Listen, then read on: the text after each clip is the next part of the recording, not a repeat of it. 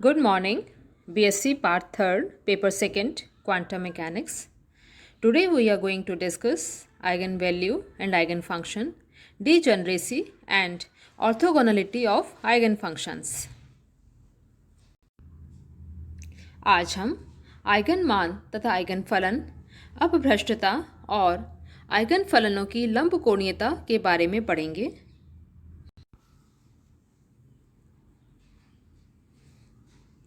सबसे पहले देखते हैं आइगन वैल्यू और आइगन फंक्शन क्या होते हैं। When an operator A acts on some function psi and as a result we obtain the same function or a multiple of the same function, then we can write A psi is equal to A psi. This is equation 1. Here A is a constant and is in general complex. Then psi is called the eigenfunction of the operator A and small a is called the eigenvalue of the operator A. And equation 1 is known as the eigenvalue equation. जब कोई संकारक A किसी फलन psi पर संक्रिया करता है तो हमें यह समीकरण प्राप्त होता है A psi is equal to A psi where A is a constant, जहाँ स्मॉल a एक कांस्टेंट होता है। हमने देखा कि a की संक्रिया के बाद हमें वही तरंग फलन कांस्टेंट a से मल्टीप्लाई होकर प्राप्त होता है। तब हम इस फलन psi को संकारक a का आइगन फलन कहते हैं और कांस्टेंट स्मॉल a को आइगन वैल्यू या आइगन मान कहते हैं। इक्वेशन 1 को आइगन वैल्यू इक्वेशन या अभिलाक्षणिक मान समीकरण कहते हैं।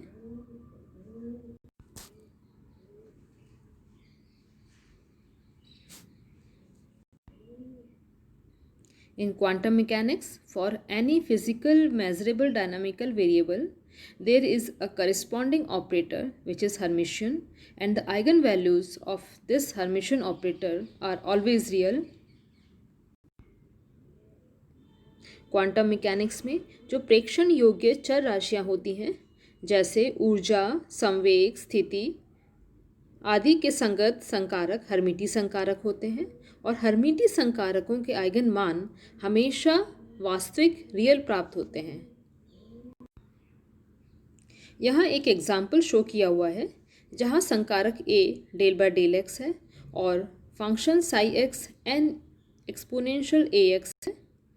जब साई पर a की संक्रिया करते हैं तो हमें मिलता है a psi is equal to del by del x N e a x.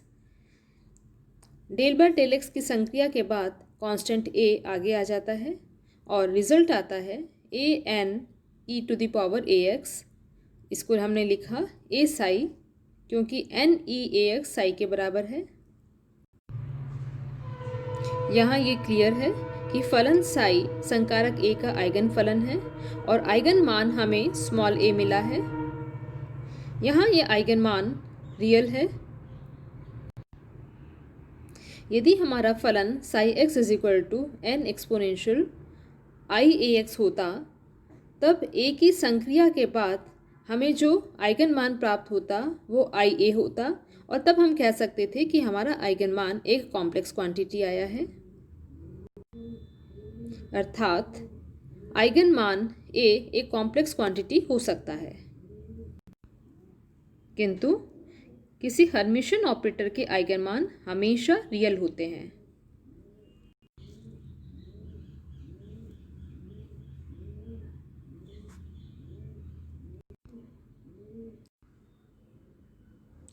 Consider the time independent Schrödinger equation for a particle in a potential energy region VR, then the eigenvalue equation can be written as h psi r is equal to E psi r. Here psi r is an eigenfunction of the Hamiltonian H operator and E is the corresponding eigenvalue. Potential energy region VR में किसी कण के लिए अगर काल अनाश्रित Schrodinger समीकरण लिखी जाए तो वो इस प्रकार होती है h psi r is equal to E psi r ये आइगन वैल्यू इक्वेशन है। यहाँ साई आर हैमिल्टोनियन ऑपरेटर का आइगन फलन है और ई उसका आइगन मान है। There can exist more than one eigenfunctions and eigenvalues, and hence we can write h psi n r is equal to E n psi n r, where n is equal to 1, 2, 3 and so on. संकारक h के लिए एक से ज़्यादा eigen फलन और eigen मान हो सकते हैं, इसलिए हम लिख सकते हैं h psi n r is equal to E n psi n r, जहाँ n का मान 1, 2, 3 है।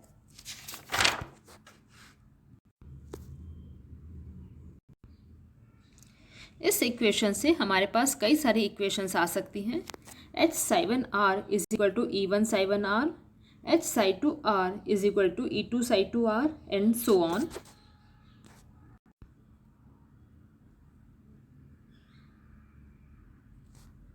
Now what is degeneracy? अपभ्रष्टता क्या होती है? Let there exists an operator A for which A psi 1 is equal to A psi 1, A psi 2 is equal to A psi 2 and so on. A psi n is equal to A psi n. Here we can see that there exists many different linearly independent eigenfunctions of the operator A, and all of these eigenfunctions correspond to single eigenvalue small a. मान लीजिए किसी संकारक A के लिए हमें कई सारी eigen मान समीकरण मिलते हैं। A psi 1 is equal to A psi 1, A psi 2 is equal to A psi 2 and so on. इसका ये अर्थ हुआ कि किसी एक आइगन मान A के करेस्पॉन्डिंग एक से ज़्यादा आइगन फलन psi 1, psi 2, psi 3 up to psi n होते हैं और ये सभी आइगन फलन एक दूसरे के सापेक्ष रैखिक स्वतंत्र अर्थात लीनियरली इंडिपेंडेंट होते हैं। ऐसी स्थिति में जब किसी एक आइगन मान के संगत एक से ज़्यादा रैखिक स्वतंत्र आइगन फलन हों, तब हम कह सकते हैं कि आइगन मान अपभ्रष्ट है or the eigenvalue is degenerate, and this property is called degeneracy.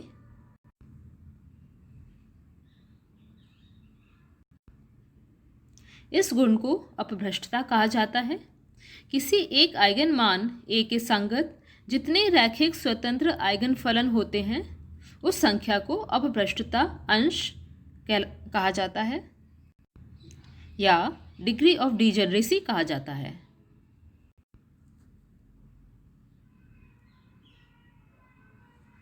Now we will discuss what is orthogonality of eigenfunctions. इसमें पहले हम देखते हैं कि ऑर्थोगोनलिटी कंडीशन क्या होती है। Two state functions psi rt and phi rt are said to be orthogonal if they satisfy the following orthogonality condition. Integral psi star rt phi rt dv is equal to 0, where volume integral is over the entire space. दो अवस्था फलनों या तरंग फलनों psi rt और phi rt लंबकोणीय या orthogonal कहलाते हैं यदि वे इस लंबकोणीय प्रतिबंध का पालन करते हैं। Integral psi star rt phi rt dv is equal to 0, जहाँ आयतन समाकल संपूर्ण आकाश के लिए है। Now we will see the orthogonality of energy eigenfunctions. Two energy eigenfunctions belonging to two unequal eigenvalues are orthogonal to each other. अर्थात दो भिन्न भिन्न आइगन मानों के संगत ऊर्जा आइगन फलन लंबकोणीय होते हैं।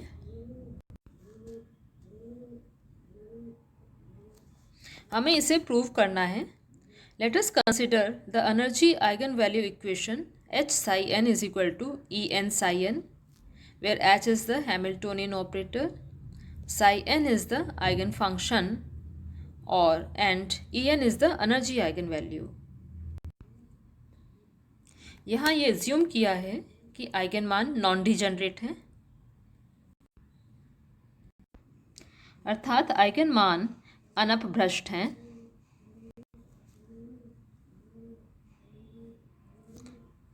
तब हम लिख सकते हैं H psi n is equal to E n psi n और H psi m is equal to E m psi M.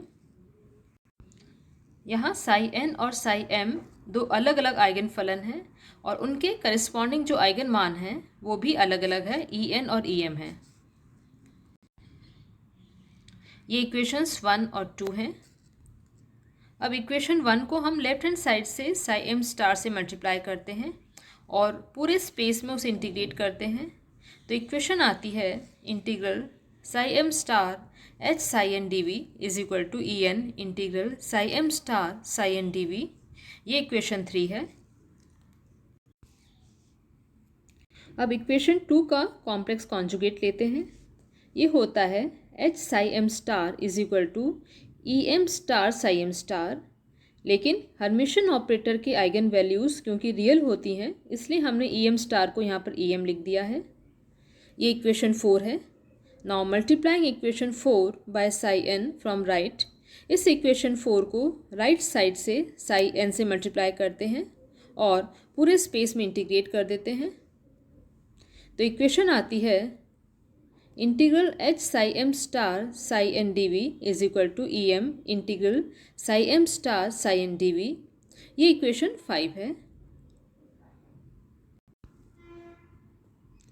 H एक हर्मिशन ऑपरेटर होता है इसलिए ये हर्मिटिसिटी कंडीशन को फॉलो करेगा जो होती है integral H psi M star psi N D we is equal to integral psi M star H psi N D we.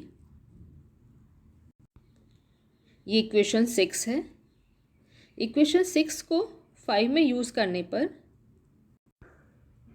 हम इक्वेशन 5 का लेफ्ट हैंड साइड चेंज करके ये लिख देते हैं, तो रिजल्ट आता है integral psi M star H psi N D we is equal to E m integral psi M star psi N D v. ये इक्वेशन 7 है। Now subtracting equation 3 from equation 7, अब इक्वेशन 3 को इक्वेशन 7 से subtract करते हैं। Equation 3 कौन सी थी? Equation 3 ये है integral psi M star H psi N D we is equal to E N integral psi M star psi N D v. इस इक्वेशन को इक्वेशन 7 से हमने सब्ट्रैक्ट किया। लेफ्ट हैंड साइड दोनों इक्वेशन के सेम हैं इसलिए सिर्फ राइट हैंड साइड सब्ट्रैक्ट होंगे और रिजल्ट आएगा E M minus E N integral psi M star psi N D we is equal to 0।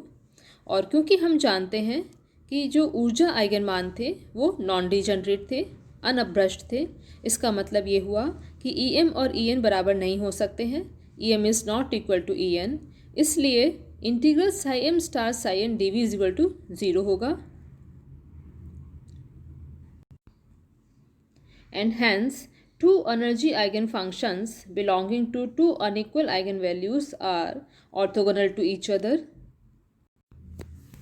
इस प्रकार ये निष्कर्ष निकलता है कि दो भिन्न भिन्न आइगन मानों के संगत आइगन फलन लंबकोणीय होते हैं।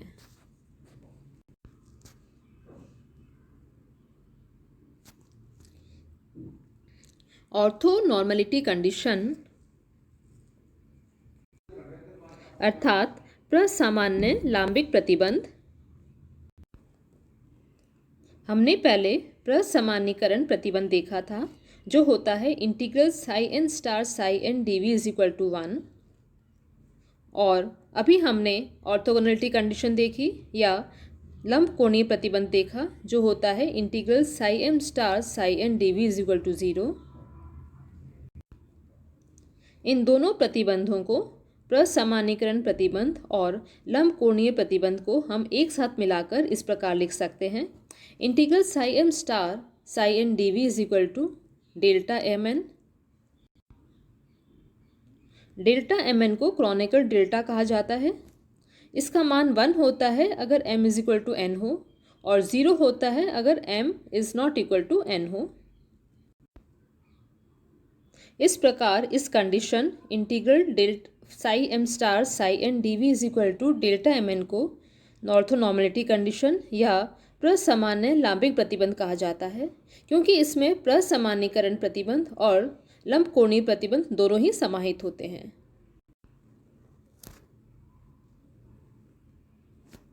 Thank you students.